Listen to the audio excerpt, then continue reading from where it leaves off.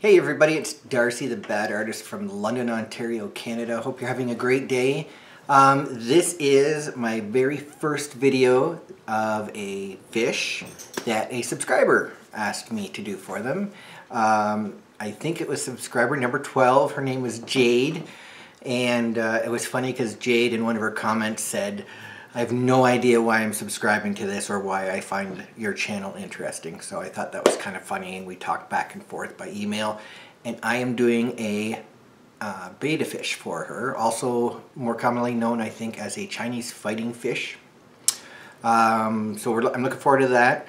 The other thing too you need to know is I'm going to show you something at the end of the video where you can take a large image, in this case my fish, reduce it down digitally, and what it does is it takes all these really bad looking errors and brush strokes and typically garbage that you don't want to see in a painting, and it reduces it down so you can't see it anymore. And then that way you can take your artwork and you can make greeting cards out of it, business card logos in general, announcements, letterhead and stuff like that.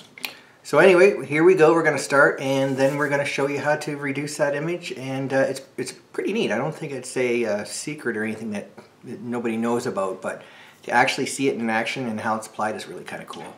So thanks very much, and here we go. The fighting fish is more commonly called a Betta fish. The word Betta originates from a long-lost tribe of martial artist fighting warriors from Korea. Globally, this is one of the most popular aquarium fish for hobbyists and enthusiasts alike to breed and sell. From a conservative point of view, they are currently listed as vulnerable and actually fall into the category of a threatened species. And this is largely due to the ever-increasing areas of farmland which are encroaching on their native habitat. This fish can come in several colors. There are common color classes such as red and blue and gold, and then there's the uncommon color groups, which consist of metallic colors, marbled colors, and even one called mustard gas. And it makes me kind of wonder who actually gave the color the name mustard gas. I mean, you would think they could name the color after something different than a poisonous gas used during World War I. I can see a conversation going on right now between a father and a young daughter. Honey, I brought you home a mustard gas colored fighting fish. And then the daughter says, oh gee willikers, Dad, that's great. It will go well with my cocaine white colored fish. So at this point, these fish have several different variations of fin structure. They're all created from different breeders and crossbreeding to create these actual structures.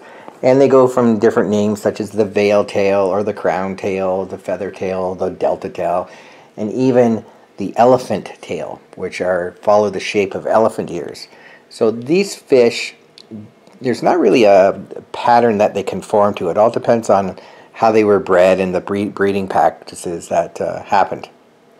This is a great example of why I always use a reference photo, and if you're out there painting yourself and you want to do something carefree, that's fine. But when you want to create a close to a exact replica as you can, this is a great example of why you need reference photos. Now there are lots of different shapes of these fish, but I just wanted to make sure that I was sort of keeping true to form of their structure, whether it be a fin on top or two fins on top, where their gills are, what kind of scales they have, because that's important to make sure that you're representing the subject, or in this case the fish, as best as you can. At this point now I want to talk about what I mentioned at the beginning of the video. There are a lot of errors. This is a large painting. It's 11 by 18, much bigger than my other fish paintings. You can see a lot of errors. What you can do is just take your camera and get a digital picture of this, and then take that image and throw it into any sort of photo editing program on your computer or in your phone. For example, I use Photoshop. When you take an image this big, and this isn't really a big secret, but it's kind of neat to see the process happening. When you take a big image and reduce it in size, what you're actually going to do is you're going to hide a lot of those fine detailed little errors that stick out like a sore thumb on the original. Very much like if you saw me from a distance, you might not think I'm as ugly as I am versus if I stood right in front of you. And it's basically because that distance allows all the detail to fade away, and then you'll just see a normal fat bald guy instead of a short, fat, and ugly bald guy. That's probably not the best example. There's the original painting in all its glory, and you can see, especially in the back of it and through the sides before the fins, you see how it's pretty choppy. I'm now going to show you that is a close-up of the fin structure, and you can see how bad it actually gets. But then I took that picture, shrunk it down in size, and what I did was I applied it to a business card. This is the exact same size right now that you can see there of a business card.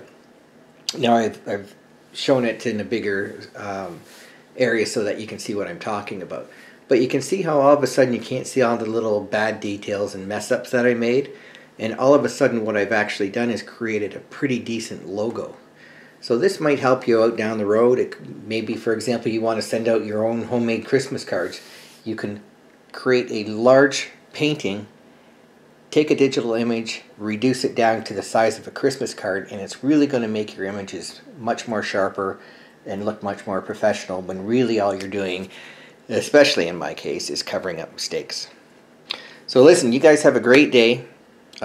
Take care of yourselves and one another, and I appreciate it. I think I'm at 138 subscriptions, which is fantastic.